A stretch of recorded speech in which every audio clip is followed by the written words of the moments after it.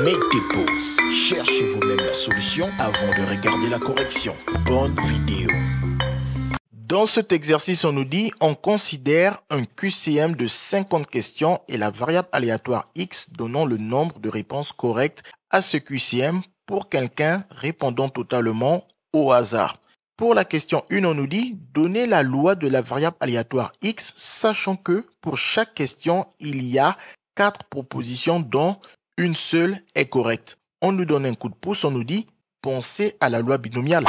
On nous rappelle la définition de la loi binomiale. On nous dit une variable aléatoire X suit une loi binomiale de paramètres N et P, notée BNP, si elle modélise le nombre de succès obtenus lors de N répétitions indépendantes d'une même expérience à deux issues, dont l'une, appelée succès S, est obtenue avec une probabilité constante P à chaque répétition. Donc ici on nous dit N égale à 50 répétitions indépendantes car on répond au hasard aux 50 questions d'un QCM. Donc 50 répétitions, 50 questions, 50 réponses. Donc on refait 50 fois la même chose et indépendante car on répond au hasard et donc la réponse à chaque question n'a pas d'impact sur la réponse à une autre question étant donné que nous répondons au hasard, donc tout est indépendant.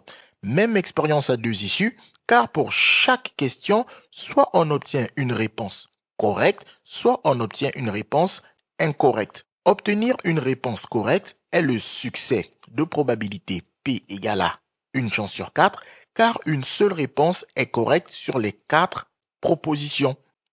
On nous propose une rédaction, on nous dit répondre totalement au hasard aux 50 questions de ce QCM où chaque question a 4 propositions dont une seule est correcte revient à faire 50 répétitions indépendantes de la même épreuve à deux issues dont le succès est obtenir une réponse correcte, donc la variable aléatoire X donnant le nombre de réponses correctes à ce QCM suit une loi binomiale de paramètres N égale à 50 et P égale à 1 quart.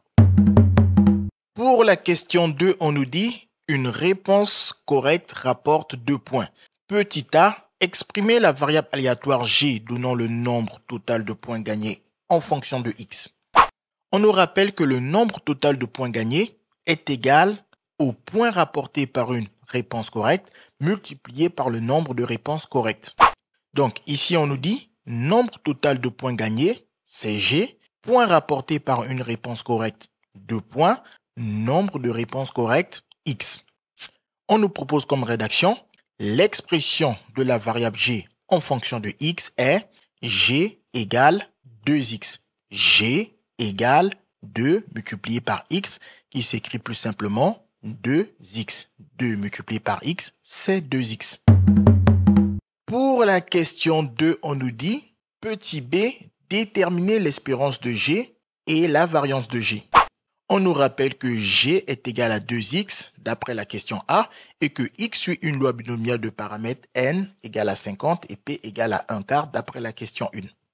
On nous rappelle que l'espérance de AX, c'est A l'espérance de X et que la variance de AX, c'est A carré la variance de X. Et que si X suit une loi binomiale de paramètres N et P, alors l'espérance de X est égale à N multiplié par P et la variance de X est égale à N multiplié par P multiplié par 1 moins P. Pour calculer l'espérance de G, on commence par remplacer G par 2X car G est égal à 2X. Ensuite, le 2, on le passe à gauche du E d'après cette formule, ce qui nous donne 2 espérances de X. Et l'espérance de X est égale à NP car X suit une loi binomiale. Et ensuite, on sait que le N, il vaut 50. Donc, à la place du N, nous mettons 50. Et que le P vaut 1 quart. Donc, à la place du P, nous mettons 1 quart. Les parenthèses ici sont facultatives. Ce qui nous donne 2 fois 50 fois 1 quart qui, d'après la calculatrice, donne 25. Ou d'après un calcul simple, 2 fois 1 quart se simplifie en 1 demi qui, multiplié par 50, donne 25. Pour calculer la variance de G, on remplace G par 2X pour les mêmes raisons car G est égal à 2X. Et ensuite, le 2, nous pouvons le passer à gauche du V d'après cette formule. Ici, le 2, c'est le A. Le A passe à gauche du V avec un carré. Donc, le 2 passe à gauche du V avec un carré. Et ensuite, on a 2 carré V de x. Le V de x n'est rien d'autre que la variance de x qui suit une loi binomiale et qui est donc égale à np 1 moins p. Le n, c'est 50. Le p, c'est 1 quart. 1 moins p, ça fait donc 1 moins 1 quart. Les crochets ici sont facultatifs. Attention, cette parenthèse, elle est obligatoire. Et ensuite, on tape tout ça sur la calculatrice qui nous renvoie 37,5. Pour la question 3, on nous dit une réponse incorrecte fait perdre 0,5 points. On considère S la variable aléatoire donnant le score final quand on répond au hasard à ce QCM. Petit a justifier que S égale 2,5x moins 25. On nous rappelle que le score final est égal au nombre total de points gagnés moins le nombre total de points perdus. Et que le nombre total de points perdus est égal au point perdu lors d'une réponse incorrecte multiplié par le nombre de réponses incorrectes. On nous dit nombre de réponses incorrectes égale nombre de questions moins nombre de réponses correctes. Nombre de questions 50, nombre de réponses correctes x, donc nombre de réponses incorrectes égale 50 moins x. Point perdu lors d'une réponse incorrecte, 0,5 points. Donc nombre total de points perdus est égal à point perdu lors d'une réponse incorrecte, à savoir 0,5, multiplié par nombre de réponses incorrectes, à savoir 50 moins x. Donc, nombre total de points perdus est égal à 0,5 multiplié par 50 moins x, ou plus simplement 0,5 facteur de 50 moins x. Et le nombre total de points gagnés, c'est g qui est égal à 2x d'après la question 2a. Donc, pour justifier l'égalité demandée, on dit que S, qui est le score final, est égal au nombre total de points gagnés, à savoir 2x, moins le nombre total de points perdus, à savoir 0,5 facteur de 50 moins x. Ensuite, on n'a plus qu'à développer le moins 0,5 multiplié par 50, ça nous fait moins 25. Et le moins 0,5 multiplié par moins x, moins et moins, ça fait plus, et 0,5 qui multiplie x, ça fait 0,5x, ce qui nous donne plus 0,5x. Et ensuite, le 2x ici, on lui ajoute le 0,5x, ce qui nous fait 2,5x. Et on n'oublie surtout pas le moins 25, ce qui nous donne le résultat qu'on nous avait demandé, ce qu'il fallait démontrer. Pour la question 3, on nous dit petit b en déduire l'espérance de S et la variance de S. On nous rappelle que S égale à 2,5x moins 25 d'après la question 3a et que x suit la loi binomiale de paramètres n égale à 50 et p égale à 1 quart d'après la question 1. On nous rappelle que l'espérance de ax plus b, c'est a l'espérance de x plus b et que la variance de ax plus b, c'est a carré la variance de x et que si x suit la loi binomiale de paramètres np, alors l'espérance de x est np et la variance de x est np1 moins p. Donc, on a ici que l'espérance de S est égale à l'espérance de 2,5x moins 25 car on remplace S par son expression 2,5x moins 25. Et ensuite, on applique cette formule avec A qui vaut 2,5 et B qui vaut moins 25. Donc, ça nous fait AEX, ce qui nous fait donc 2,5E de x plus moins 25, plus moins, ça fait donc moins 25. Et l'espérance de x, c'est NP, où N c'est 50 et P c'est 1 quart. Donc, ça nous fait 50 fois 1 quart dans une parenthèse qui est facultative. Avec le 2,5, ça fait 2,5 fois 50 fois 1 quart moins le 25. Et on tape sur la calculatrice, on obtient que l'espérance de S est égale à 6,25. Pour la variance de S, on utilise cette formule car on sait que S est toujours égal à 2,5x moins 25, où le A c'est toujours le 2,5 et le B c'est le moins 25. D'après cette formule, le B disparaît, donc le moins 25 disparaît, et seul apparaît à gauche de V, le A au carré, et le A c'est le 2,5. Donc à gauche de V, j'ai 2,5 au carré. Et la variance de x qui suit une loi binomiale est égale à np1 moins p. Le n étant 50, le p 1 quart et le 1 moins p, donc 1 moins 1 quart. Les crochets sont facultatifs. Par contre, la parenthèse est toujours obligatoire. Et ensuite, je n'ai plus qu'à taper ce calcul sur une calculatrice, ce qui me donne exactement ce résultat, à savoir 58,59 375. Pour la question 3, on nous dit, petit c, appliquer l'inégalité de Bellamy-Chebyshev à la probabilité de la valeur absolue de S moins 6,25 supérieur ou égal à 31,75. On nous rappelle l'inégalité de Bellamy-Chebyshev qui nous dit que la probabilité de la valeur absolue de X moins son espérance E de X supérieure ou égale à delta est inférieure ou égale à la variance de X divisé par delta carré. On nous rappelle que l'espérance de S est égale à 6,25 et que la variance de S est égale à 58,59 375 d'après la question 3b. Et quand on observe la question 3c et l'inégalité de Bellamy-Chebyshev, on voit que le delta, il faut le prendre égal à 31,75. Donc, pour rédiger, on peut par exemple dire que pour delta égal à 31,75, d'après l'inégalité de Bellamy-Chebyshev, on a, donc ici, on a juste rappelé la formule de cours sur l'inégalité de Bellamy-Chebyshev. Ensuite, l'espérance de S, on remplace par 6,25. Le delta, on le remplace par 31,75. Et la variance de S, on la remplace par 58,59 375. Et pareil, le delta carré, le delta, il est remplacé par 31,75, ce qui nous fait 31,75 au carré.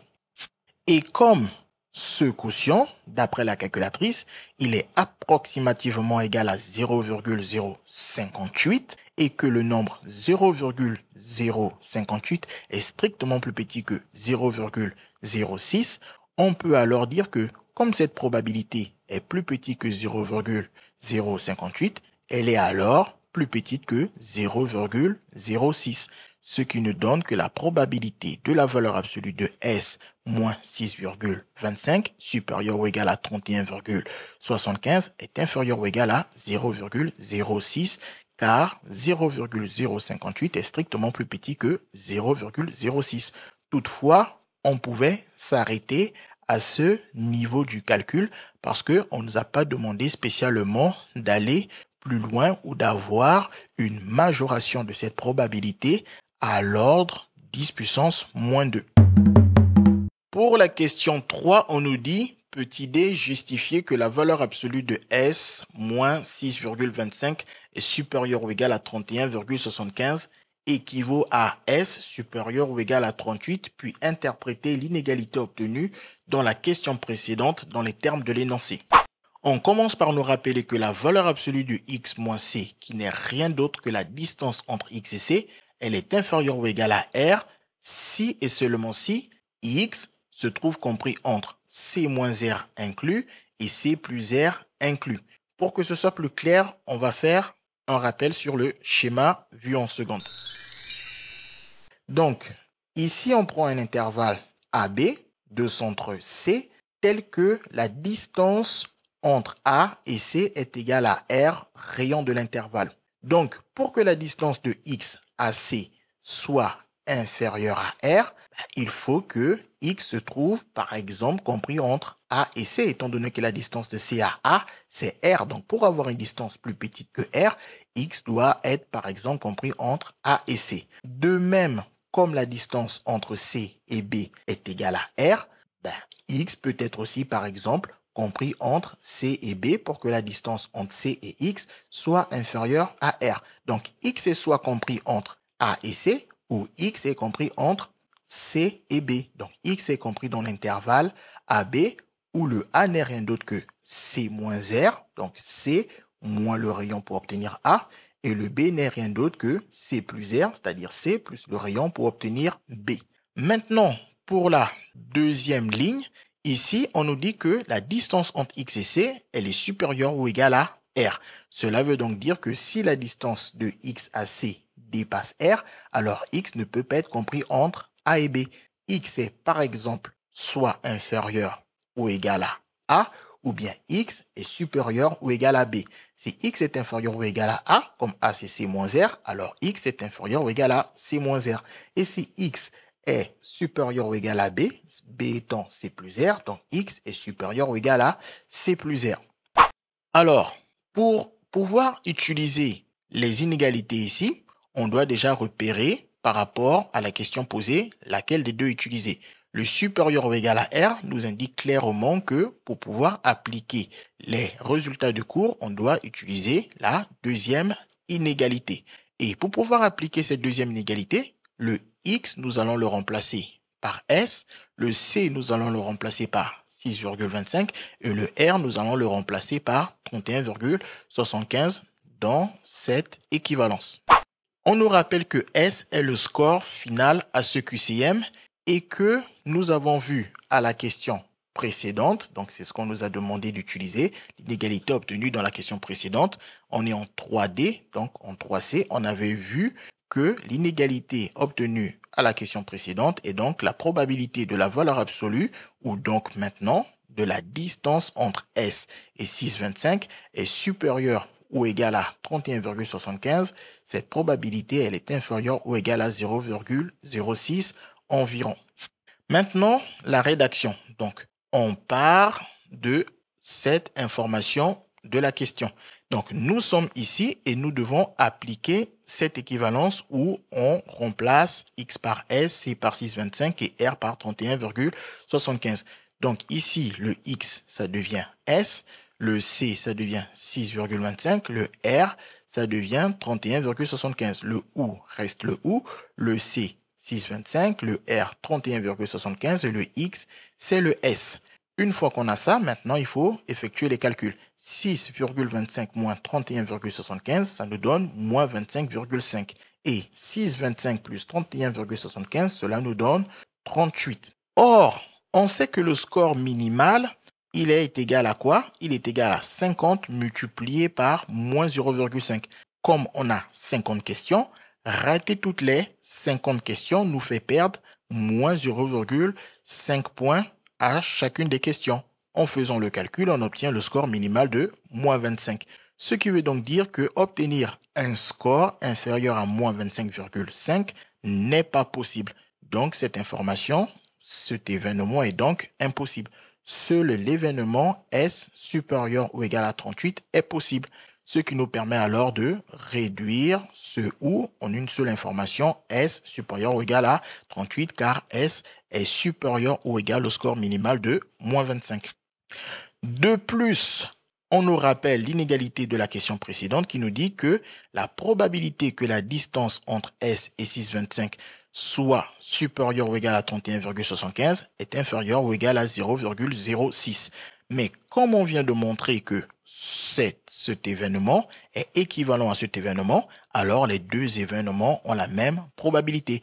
Et par conséquent, cet événement a donc lui aussi une probabilité inférieure ou égale à 0,06. La probabilité de S supérieure ou égale à 38 est donc inférieure ou égale à 0,06. Maintenant, l'interprétation. On dit quoi? On peut par exemple dire que la probabilité que le score final, donc ici, c'est le score final S, la probabilité que le score final à ce QCM soit supérieur ou égal à 38 points est inférieur ou égal à 0,06 environ. Pour la question 3, on nous dit, petit e, déterminer la probabilité que le score soit supérieur ou égal à 38 à l'aide de la loi binomiale. On nous donne un coup de pouce, on nous dit S supérieur ou égal à 38 est équivalent à X supérieur ou égal à ... Donc, on commence par nous rappeler que S est le score final à ce QCM, que S est égal à 2,5X moins 25 d'après la question 3A, que X est le nombre de réponses correctes au QCM et que X suit la loi binomiale de paramètres N égale à 50 et P égale à 1/4 d'après la question 1. Donc, on a quoi? On a que la probabilité que S soit supérieur ou égal à 38, on remplace S par son expression 2,5X moins 25, ce qui nous donne que c'est la même probabilité que on ait 2,5X moins 25 supérieur ou égal à 38. Ensuite, on n'a plus qu'à isoler le X. On fait passer le moins 25 de l'autre côté, ce qui nous fait donc plus 25. On aura 38 plus 25 et le 2,5, on le fait passer de l'autre côté en division, ce qui nous donne divisé par 2,5. Donc, X est supérieur ou égal à 38 plus 25 divisé par 2,5. Et ensuite, on effectue le calcul à l'aide d'une calculatrice, ce qui nous donne 25,2. On a donc que la probabilité que S soit supérieur ou égal à 38 est la même que la probabilité que X soit supérieur ou égal à 25,2. Sauf que on sait que X donne le nombre de réponses correctes. Donc X est un nombre entier. Par conséquent, on peut dire que le nombre entier X étant supérieur ou égal à 25,2, sa plus petite valeur qu'il peut prendre est la valeur 26. Donc X est supérieur ou égal à 26. Comme X sur la loi binomiale 50, 1 quart, on utilise la calculatrice pour calculer la probabilité que X soit supérieur ou égal à 26. La calculatrice nous renvoie la valeur 0,00004, ce qui nous permet alors de dire que comme la probabilité que S soit supérieur ou égal à 38 est la même que la probabilité que X soit supérieur ou égal à 26, alors la probabilité que S soit supérieur ou égal à 38 est donc sensiblement égale à 0,00004. D'où la probabilité que le score soit supérieur ou égal à 38 est d'environ 0,00004. Car il ne faut pas oublier que S est le score qui est supérieur ou égal à 38 et de probabilité sensiblement égale à 0,00004. Pour la question 3, on nous dit, petit f, commenter la majoration de probabilité de la valeur absolue de S-6,25 supérieure ou égale à 31,75 obtenue à la question 3C à l'aide du résultat de la question 3E. On nous rappelle que la probabilité de la valeur absolue de S-6,25 supérieure ou égale à 31,75 est inférieure ou égale à 0,06 d'après la question 3C et que la probabilité que S soit supérieure ou égale à 31 est sensiblement égale à 0,00004 d'après la question 3E et que la valeur absolue de S-6,25 supérieure ou égale à 31,75 est équivalent à S supérieur ou égal à 38 d'après la question 3D. On nous propose comme rédaction de dire que la probabilité que la valeur absolue de S-6,25 supérieure ou égale à 31,75 est égale à la probabilité que S soit supérieur ou égal à 38 d'après la question 3D, car on a montré que ces deux événements sont équivalents et par conséquent, ils ont donc la même probabilité. Or, la probabilité que S soit supérieur ou égal à 38 est sensiblement égale à 0,00004 d'après la question 3E. Donc, comme ces deux événements ont la même probabilité, alors on peut dire que la probabilité de la valeur absolue de S-6,25 supérieure ou égale à 31,75 est sensiblement égale à 0,00004. Et comme la probabilité de la valeur absolue de S-6,25 supérieure ou égale à 31,75 est inférieure ou égale à 0,06 d'après la question 3C, et que les nombres 0,00004 et 0,06 sont très différents, alors on peut conclure que la majoration obtenue à la question 3C est très grossière. C'est par exemple comme dire que vous avez moins de 6 000 euros. Alors qu'en réalité, vous avez sur vous que 4 euros. C'est vrai que si vous avez 4 euros, vous avez moins de 6 000 euros. Mais sauf que dire que vous avez moins de 6 000 euros, c'est très exagéré comparé aux 4 euros que vous avez. Donc, on parle alors de comparaison très grossière. Les mathématiques, ce n'est pas juste la mémorisation de l'application de cours. Ça nous aide à comprendre le monde qui nous entoure et à prendre des décisions.